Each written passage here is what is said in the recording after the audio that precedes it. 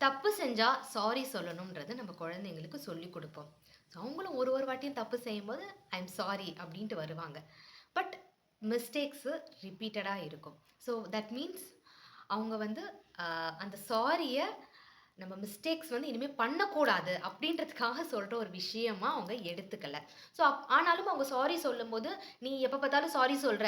உனக்கு இதே வேலையா போயிடுச்சு" அப்படின்னு நம்ம சொன்னோம்னா, சாரி சொல்ற விஷயத்தையும் அவங்க ஸ்டாப் பண்ணிடுவாங்க. அதனால இனிமே ஒரு விஷயம் தப்பு செஞ்சு சாரி சொன்னாங்கன்னா, ஆ பொறுமையா அக்செப்ட் பண்ணிக்கிட்டு, ஓகே. இனிமே இந்த விஷயம் நடக்காம இருக்கறதுக்கு உன் சைட்லேருந்து நீ என்ன செய்யலாம்? நான் என்ன உனக்கு ஹெல்ப் பண்ணணும்? அப்படின்றத அவங்களுக்கு நம்ம தான் சொல்லிக் குடுக்கணும். ஸோ, சாரி வந்து ஒரு கிராண்டடா வந்து எப்பயுமே எடுத்துக்கிறது இல்ல. அது ஒரு எமோஷனலா கனெக்ட் பண்ற ஒரு விஷயம்ன்ற மாரி தான் குழந்தைங்க யூஸ் பண்ணிப்பாங்க. அண்ட் அது கிராண்டடா எடுத்துக்க கூடாது. நம்ம இனிமே அத செய்யக்கூடாதுன்றத நம்பளும் ரோல் மாடல் பண்ணி அவங்களுக்கு காமிக்கணும். அண்ட் அந்த மிஸ்டேக்ஸ எப்படி திருத்திக்கணும்ன்றத பேசி தான் அவங்களுக்கு புரிய வைக்க முடியும்.